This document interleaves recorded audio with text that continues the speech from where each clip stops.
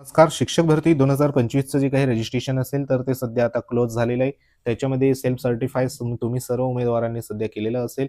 आता शिक्षक भरतीची जी काही प्रक्रिया आहे तर ती प्रक्रिया सध्या बघा होण्या अगोदर ज्या काही अंतर्गत प्रक्रिया असेल त्याच्यामध्ये जिल्हा बदली असेल, जिल्हा अंतर्गत बदली असेल, त्यानंतर जे काही अतिरिक्त शिक्षकांचं समायोजन असेल, त्यानंतर रोस्टर अपडेट असेल, अशा बऱ्याचशा प्रक्रिया सध्या बघा या ठिकाणी अंतर्गत प्रक्रिया सुरू झालेल्या आहे. आता याच्यामध्ये त्याच पद्धतीने शिक्षक भरती संदर्भात जे काही नियम आहे, अटी शर्ती आहे, तर त्या संदर्भात देखील या ठिकाणी जे बदल आहे, तर ते सध्या होताना पाहायला मिळत आहे. तर आपल्याला माहिती आहे, की जे काही शासन निर्णय सध्या बघा 2 शासन निर्णय शिक्षक भरतीशी निगडीत असलेले निर्गमित झालेले ते तुम्ही वाचले देखील असेल. 20 जानेवारी 2026 ला सध्या निर्गमित झालेले शासन निर्णय आहे. एक शासन निर्णय जो आहे तो म्हणजे मुलाखती संदर्भात जे काही प्रमाण होतं एकास 3 तर त्या अनुषंगाने बघा त्याच्यामध्ये चर्चा करण्यात आलेली आहे. आणि दुसरा जो शासन निर्णय आहे तो म्हणजे या ठिकाणी जे शिक्षक भरतीमध्ये सर्वात महत्त्वाचं बघा या ठिकाणी एक प्रेफरन्स संदर्भात म्हणजे जे काही प्राधान्यक्रम आपण लॉक करत होतो 2022च्या शिक्षक भरतीमध्ये आपण अनलिमिटेड जे प्राधान्यक्रम सध्या बघा लॉक करत होतो, परंतु आता 2025ची शिक्षक भरतीमध्ये लिमिटेड प्राधान्यक्रम म्हणजे त्याच्यामध्ये जी काही संख्या देण्यात आली की फक्त 50 जे काही प्राधान्यक्रम आहे तर ते सध्या बघा तुम्ही लॉक करू शकतात. त्याच्यामध्ये विथ इंटरव्ह्यूचे 50 आणि विदाऊट इंटरव्ह्यूचे 50 असे जे काही 50 ची मर्यादा सध्या घालून दिलेली आपल्याला पाहायला मिळते. आता ह्याच्यामध्ये नेमकं कोणत्या उमेदवारांना सध्या बघा या ठिकाणी फायदा होईल आणि कोणत्या उमेदवारांना सध्या बघा नुकसान इथं होऊ शकतं. आता ह्याच्यामुळे तर सर्वात जास्त नुकसानच होणार आहे, कारण ह्याच्यामध्ये जी काही निवडीची तुमची जी सध्या बघा ह्या ठिकाणी संधी असेल तर ती कुठेतरी इथं डालवली सध्या तुम्ही जाऊ शकते. आता हा जो शासन निर्णय हा तुम्ही वाचला असेल 20 जानेवारी 2026च्या शालेय व शिक्षण क्रीडा विभागाचा पवित्र पोर्टल मार्फत शिक्षक पद भरतीच्या कार्यपद्धतीमध्ये आवश्यक सुधारणा करण्याच्या अनुषंगाने हा शासन निर्णय आहे. आता ह्याच्यामध्ये इथं जो म्हटल्याप्रमाणे जो बदल आहे तर तो बदल बघा इथं जो काही सध्या 2 नंबरचा मुद्दा आहे तर त्या मुद्द्यामध्ये इथं देण्यात आलेला आहे. आता ह्याच्यामध्ये आधी जे होतं आपल्याला माहिती आहे की अनलिमिटेड प्राधान्यक्रम जे होते तर ते प्राधान्यक्रम सध्या बघा आपण त्या ठिकाणी देऊ शकत होतो. प्राधान्यक्रम म्हणजे तुमच्या क्वालिफिकेशननुसार जे काही तुम्हाला ह्या ठिकाणी शाळा येतात, जिल्हा परिषदच्या शाळा असेल, नपाच्या शाळा असेल, मनपाच्या शाळा असेल, तर ते तुम्हाला त्या ठिकाणी दाखवल्या जात होत्या. परंतु आताच्या घडीला काय होणार आहे, तुम्हाला प्रेफरन्स जे असेल म्हणजे प्राधान्यक्रम जे असेल ते तुम्हाला तुमच्या पात्रतेनुसार संपूर्ण जे काही सध्या बघा प्राधान्यक्रम तुम्हाला दिसणार आहे. आता एखाद्या उमेदवाराचे आपल्याला माहिती आहे की मागच्या वेळेला उमेदवारांना 1000, 800, 900 प्राधान्यक्रम जे आहे तर ते सध्या बघा या ठिकाणी जनरेट झाले होते. काहींना 500 प्राधान्यक्रम जनरेट झाले होते, कमी मार्क होते. त्यानंतर ज्यांना जास्त मार्क होते त्यांना जास्त प्राधान्यक्रम जनरेट झाले होते, बरोबर. परंतु आताच्या घडीला तुम्हाला ह्या ठिकाणी जरी तुम्हाला बघा या ठिकाणी सर्वसाधारण 500 किंवा 800 प्राधान्यक्रम तुम्हाला या ठिकाणी जनरेट झाले, त्याच्यामधून फक्त तुम्हाला निवडून जे काही 50 या ठिकाणी इंटरव्ह्यू संदर्भात आणि 50 जे आहे तर ते विदाऊट इंटरव्ह्यू असे जे प्राधान्यक्रम आहे तर ते तुम्हाला निवडायला पडेल. आता इथं सांगितल्याप्रमाणे उमेदवारांना या ठिकाणी बघा उमेदवारांना त्यांच्या आहारतेनुसार मुलाखतीशिवाय व मुलाखतीसह या निवडीच्या दोन्ही प्रकारासाठी जाहिरातीतील पात्र असलेले सर्व प्राधान्यक्रम उपलब्ध होतील, बरोबर. म्हणजे तुमच्या या ठिकाणी आहारतेनुसार जे काही जाहिरातीमधील संपूर्ण जे काही प्राधान्यक्रम असेल तर ते तुम्हाला त्या ठिकाणी उपलब्ध होतील. म्हणजे तुम्हाला 500 प्राधान्यक्रम, 700 प्राधान्यक्रम, 200 प्राधान्यक्रम असे तुमच्या पात्रतेनुसार तुमच्या गुणानुसार संपूर्ण प्राधान्यक्रम तुम्हाला उपलब्ध होतील. परंतु इथं सांगितल्याप्रमाणे की तथापि उमेदवारास त्यांच्या सोयीनुसार या ठिकाणी बघा तथापि तुम्हाला उमेदवारास त्यांच्या सोयीनुसार त्यापैकी जास्तीत जास्त एकूण 50 प्राधान्यक्रम लॉक करता येतील, बरोबर. सदर मर्यादा निवडीच्या दोन्ही प्रकारासाठी स्वतंत्र असेल अशा पद्धतीने इथं देण्यात आलंय. म्हणजे जे काही निवडीचे दोन्ही प्रकार आहे विथ इंटरव्ह्यू आणि विदाऊट इंटरव्ह्यू तर त्यांच्यासाठी या ठिकाणी स्वतंत्र असेल. म्हणजे तुम्हाला 50 प्राधान्यक्रम या ठिकाणी मुलाखतीशिवाय आणि मुलाखतीसह 50 असे जे काही 50-50 म्हणजे दोघ्याही या ठिकाणी तुम्हाला 100 प्राधान्यक्रम एक प्रकारे त्या ठिकाणी लॉक करता येणार आहे. आता ह्याच्यामध्ये जे काही तुमचं भवितव्य असेल तर ह्याच प्राधान्यक्रमामध्ये तिथं बघा डिक्लेअर होणार आहे. आता ह्याच्यामध्ये सर्वात मोठं जे काही नुकसान आहे तर ते नुकसान म्हणजे ज्या उमेदवाराचं या ठिकाणी 1ली पासून तर 12वी पर्यंत पात्रता सध्या बघा आहे, बरोबर. आता ह्याच्यामध्ये 1ली पासून म्हणजे ज्याचं ह्या ठिकाणी 12वी झालेली आहे, डी झालेलं आहे, बरोबर. त्यानंतर बी देखील झालेलं आहे, ज्याचं ह्या ठिकाणी पोस्ट ग्रॅज्युएशन देखील झालेलं आहे, त्यानंतर ज्याची पदवी देखील आहे, अशा पद्धतीने संपूर्ण जे काही या ठिकाणी शैक्षणिक आणि व्यावसायिक पात्रता आहे आणि त्याच्याच बरोबर त्यांनी टी-ई-टी किंवा सी-टेटचा पहिला पेपर क्लिअर केलेला आहे. त्यानंतर टी-ई-टी किंवा सी-टेटचा दुसरा पेपर देखील क्लिअर केलेला आहे. अशी जी पात्रता धारण करणारे उमेदवार आहे, ज्यांची सध्या बघा 1ली पासून तर 12वी पर्यंत ते सध्या पात्र आहे. तर अशा वेळेला त्यांचा जो काही फक्त 50 जे सध्या बघा या ठिकाणी प्राधान्यक्रम जर लॉक करायचे म्हटले, तर नेमके आता आपल्याला माहिती आहे शिक्षक भरतीमध्ये 6 ते 8चा एक गट असतो, बरोबर? त्यानंतर 5 ते या ठिकाणी जो काही 1ली ते 5वीचा एक गट असतो, 6 ते 8चा एक गट असतो, 9 ते 10चा एक गट असतो आणि 11वी ते 12वी असे या ठिकाणी आपल्याला 4 गट सध्या बघा पाहायला मिळतात. म्हणजे 1ली ते 5वी साठी प्राधान्यक्रम, 6वी ते 8वी साठी प्राधान्यक्रम, 9वी ते 10वी साठी प्राधान्यक्रम आणि 11वी ते 12वी साठी प्राधान्यक्रम. आता ज्या उमेदवारांचं 1ली पासून तर 12वी पर्यंत सध्या बघा या ठिकाणी पात्र असेल, तर अशा उमेदवारांनी नेमके प्राधान्यक्रम आता कसे द्यायचे? आता उदाहरणार्थ एखादा 1 ते 5 साठी समजा त्याने 10 प्राधान्यक्रम दिले, बरोबर? 6 ते 8 साठी त्यांनी समजा इथं 15 प्राधान्यक्रम दिले, 9 ते 10 साठी परत या ठिकाणी 15 प्राधान्यक्रम दिले, 11वी 12वी साठी त्याच्याकडे आता फक्त किती उरले?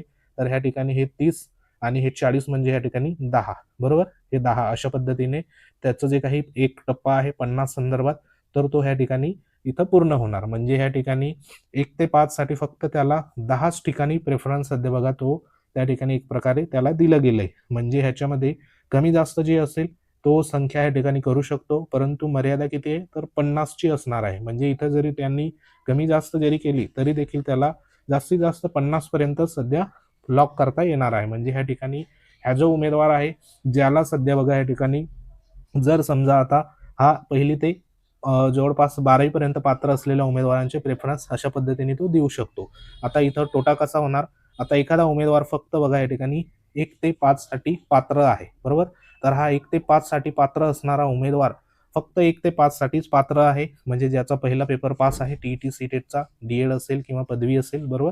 तर हा उमेदवार डायरेक्ट 1 ते 5च्या 50 जे काही प्रेफरन्स असेल, तर ते प्रेफरन्स सध्या बघा डायरेक्ट या ठिकाणी लॉक करणार. म्हणजे 50 जे काही शाळा असेल, तर त्या शाळा जिल्हा परिषद असेल, मनपा असेल, नप्पा असेल, त्यानंतर ह्या ठिकाणी खाजगी अनुदानित असेल, ज्या ठिकाणी इंटरव्ह्यू नाही म्हणजे विदाऊट इंटरव्ह्यूच्या वेकेन्सी असेल, तर त्या ठिकाणी ह्याला 50 ज्या शाळा असेल, तर त्या ठिकाणी संधी बघा लॉक केल्यामुळे ह्याला 1 ते 5ची जी संधी असेल, तर ती इथं त्याची वाढणार आहे. परंतु ज्याची पात्रता 1 ते 12वी पर्यंत आहे, तर अशा उमेदवारांना फक्त 1 ते 5चे किती प्रेफरन्स तो देऊ शकतो? तर ह्याच्यामध्ये समजा एखाद्या उमेदवारांनी 10 प्रेफरन्स दिले, कारण त्याला पुढे त्याची 6 ते 8 साठी देखील पात्रता असल्यामुळे त्याला पुढचे प्रेफरन्स त्याच्यासाठी ठेवायला पडेल. आता हे कमी जास्त देखील असू शकतात, परंतु आपण रँडम 10 तरी प्रेफरन्स सध्या बघा एखादा उमेदवार देऊ शकतो.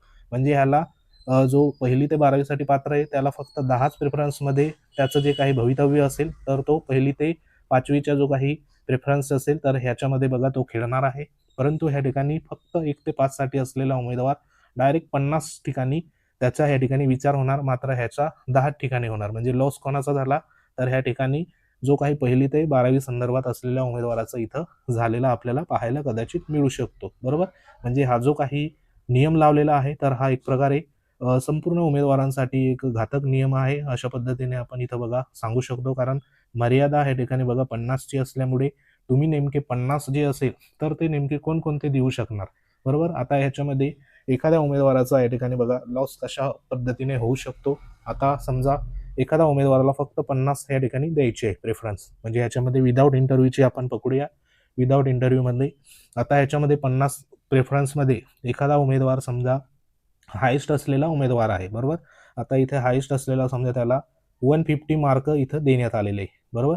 व 150 मार्काचा उमेदवार आहे. आता 150 मार्क घेतलेले उमेदवार त्याच्या प्रवर्गामध्ये किंवा इतर प्रवर्गामध्ये देखील भरपूर असेल, बरोबर? 150 घेतलेले भरपूर उमेदवार आपल्याला पाहायला मिळतात. आपले जे काही अनालिसिस व्हिडिओ आहे ते देखील तुम्ही बघू शकतात. एका मार्कावरती असंख्य उमेदवार सध्या पाहायला मिळतात. आता समजा या ठिकाणी 50 जे काही प्रेफरन्स त्याला लॉक करायचे आहे, परंतु ह्याच्या बरोबरचे जे काही उमेदवार असेल, बरोबर? तर ते देखील त्याच मार्कावर असणार आहे आणि त्यांची देखील सध्या जी काही पात्रता असेल ती सेम असणार आहे. तर ह्याच्यामध्ये एखादा 150 मार्कवाला उमेदवार त्या ठिकाणी प्रेफरन्स दिले आणि तेच प्रेफरन्स सध्या या ठिकाणी त्याच्याबरोबरचे जे काही इतर उमेदवार असेल त्याच्या प्रवर्गातील त्यांनी देखील तेच प्रेफरन्स सध्या बघा दिले. आता ह्याच्या 150च्या वरती देखील जे काही जास्त मार्क घेणारे म्हणजे 151, 152, 153 असे जे हायेस्ट असलेले उमेदवार असेल ते देखील सध्या बघा ह्यांनी जे प्रेफरन्स दिले आहेत तेच प्रेफरन्स सध्या ह्याच्यापेक्षा जास्त मार्क घेणारे उमेदवार त्याच्या प्रवर्गातले त्यांनी देखील तेच प्रेफरन्स इथं दिले. बरोबर. आता ह्याच्यापेक्षा जास्त असलेले मार्क असलेले उमेदवार समजा या ठिकाणी 50 उमेदवार आपण पकडूया, ज्याची पात्रता ह्याच्यासारखी आहे, ह्याच्यासारखे विषय आहे. बरोबर. तर असे आपल्याला 50 उमेदवार त्या ठिकाणी मिळाले. म्हणजे हे जास्त ह्या ठिकाणी असू शकतात कारण ह्याच्यापेक्षा जास्त मार्क घेणारे इथं असंख्य उमेदवार असेल, परंतु ह्याच्यासारखी सेम पात्रता सेम विषय असणारे उमेदवार ह्या ठिकाणी 50 आहे. बरोबर. आता ह्यांनी जे काही प्रेफरन्स सध्या बघा 1 ते 50 पर्यंत जो देणार, कारण हा जो असेल तर हा सध्या बघा इतर वर्गासाठी देखील पात्र असणार. म्हणजे इथं त्याचे जे प्रेफरन्स असेल तर ते कमी जास्त होऊ शकतात. आता ह्याच्यामध्ये काय घोड होणार, एखादा उमेदवार सध्या बघा या ठिकाणी त्याने जवळपास 49 प्रेफरन्स दिले. इतर उमेदवारांनी देखील तेच 49 प्रेफरन्स मागे पुढे दिले. बरोबर. परंतु हा जो उमेदवार आहे 150 वाला ह्याच्यापेक्षा हे 49 जे काही सध्या इतर जे प्रेफरन्स देणार आहे म्हणजे ह्याच्या संदर्भात जे काही प्रेफरन्स असेल तेच प्रेफरन्स ह्याच्यापेक्षा जास्त मार्क म्हणजे 151, 152 असे जे काही प्लसवाले मार्कवाले इथं पण असेल आणि ह्या ठिकाणी हा 150 वाला 49 मार्कवाला ह्याचा सेम विषय असेल. मग इकडचे पण ते विषय बघूनच या ठिकाणी प्रेफरन्स देणार ना. मग हा जो असेल ह्याला समजा 49व्या प्रेफरन्सवरती जरी ह्या ठिकाणी हा सिलेक्ट नाही झाला, कारण ह्याच्या पुढचे जास्त मार्क घेणारे त्याच विषयाचे उमेदवार त्या ठिकाणी त्याच प्रेफरन्सवरती सिलेक्ट होऊन जाणार. बरोबर. आता इथं जर समजा तुम्हाला एक विषय घेतो, इथं गणित विषय आहे. बरोबर. गणित विषय असणारा हा एक उमेदवार आहे आणि ह्या ठिकाणी परत गणित विषय घेणारे ह्या ठिकाणी जे काही जास्त मार्क घेणारे त्याच्या प्रवर्गातले दुसरे उमेदवार आहे. बरोबर. आता ह्याला जी काही गणितची वेकेन्सी जी दिसणार आहे ती वेकेन्सी ह्या उमेदवारांना देखील दिसणार आहे. मग ह्या ठिकाणी हा समजा 49 प्रेफरन्स पर्यंत ह्याचं सिलेक्शन ह्या ठिकाणी झालं नाही कदाचित, कारण 49 पर्यंत इतर जे काही जास्त मार्क घेणारे गणित विषयासंदर्भात ह्या उमेदवारांची या ठिकाणी निवड होऊन जाईल. बरोबर. आणि हा 49 पर्यंत म्हणजे इथं 50 पर्यंत जरी येऊन गेला तरी देखील ह्याची निवड त्या ठिकाणी होऊ शकली नाही, कारण ह्याच्यापेक्षा जास्त मार्क घेणारे जे काही उमेदवार असणार आहे तर ते उमेदवार त्याच्या प्रवर्गामधले त्याच्या पात्रतेसंदर्भात या ठिकाणी 50 उमेदवार त्याच्यापेक्षा जास्त आहे. म्हणजे हे जे संपूर्ण उमेदवार आहे ते हे त्या ठिकाणी निवड झाल्यामुळे आणि ह्या ठिकाणी जर समजा त्याची वेकेन्सी इथं जर संपून गेली, म्हणजे गणिताच्या समजा 50 वेकेन्सी होत्या त्या जर इथं संपून गेल्या तर ह्याला पुढे जी काही निवड असेल तर ती निवड बघा ह्याची तिथं कुठंतरी जास्त मार्क घेऊन देखील तिथं होणार नाही. बरोबर. तर अशा पद्धतीने ह्याचा देखील इथं लॉस होऊ शकतो एक प्रकारे. म्हणून हा जो काही सध्या बघा ह्या ठिकाणी 50 प्राधान्यक्रम लॉक करण्याच्या अनुषंगाने हा नियम आहे. तर हा अगदी जे काही अभियोग्यताधारक आहे, जे जास्त मार्क घेणारा देखील ह्या ठिकाणी सुरक्षित नाही, म्हणजे त्याची निवड होईल किंवा नाही हे देखील सांगता येणार नाही. आणि कमी मार्क घेणारे आणि मध्यम मार्क घेणारे हे देखील सध्या बघा त्या ठिकाणी सिलेक्शन आपलं होईल किंवा नाही हे देखील सध्या बघा सांगता येणार नाही, कारण आपल्याला 2022च्या पद भरतीमध्ये उमेदवाराचं जे काही सिलेक्शन आहे ते 400व्या नंबरवरती देखील सध्या बघा जे काही प्रेफरन्स दिलेला होता 400 नंबरवरती, तर त्या ठिकाणी 400 नंबरवरती देखील इथं लागलेला आहे. तर तुम्ही 50 जर प्रेफरन्स लॉक करणार तर त्या ठिकाणी तुम्हाला संधी जी असेल तर ती त्या ठिकाणी सांगता येणार नाही, कारण बरेचसे उमेदवार 300व्या प्रेफरन्सवरती लागले, काही उमेदवार तर या ठिकाणी जवळपास 200-250व्या प्रेफरन्सवरती देखील सिलेक्शन त्यांचं झालेलं नव्हतं. म्हणून हा जो नियम आहे तर हा नियम सध्या बघा बदलणं खूप गरजेचं आहे. त्याच्यासाठी ज्या सध्या वेगवेगळ्या संघटना आहेत त्या देखील काम करत आहेत, त्यांना सपोर्ट करा, जेणेकरून लवकरात लवकर जे काही अनलिमिटेड मागच्याप्रमाणे प्रेफरन्स लॉक करायचे जे होते, म्हणजे तुम्ही कितीही प्रेफरन्स सध्या लॉक करू शकत होते, जेणेकरून तुम्हाला सर्वीकडे संधी अवेलेबल होत होती. तसं जर झालं तर सर्वांना जी काही संधी असेल तर ती त्या ठिकाणी कुठं ना कुठं मिळू शकते. तर हा एक महत्त्वाचा बघा व्हिडिओ होता. व्हिडिओ आवडल्यास, माहिती आवडल्यास लाईक करा, शेअर करा. ह्या संदर्भात तुमचे काही कमेंट असतील, कमेंट नक्की करा, जेणेकरून तुम्हाला या संदर्भात जी काही माहिती असेल पुढे दिली जाईल. तर महत्त्वाची माहिती होती. अशा प्रकारच्या माहितीसाठी व्हिडिओ भेट देत राहा. तर भेटू आपण पुढच्या अपडेटमध्ये. तोपर्यंत जय हिंद, वंदे मातरम.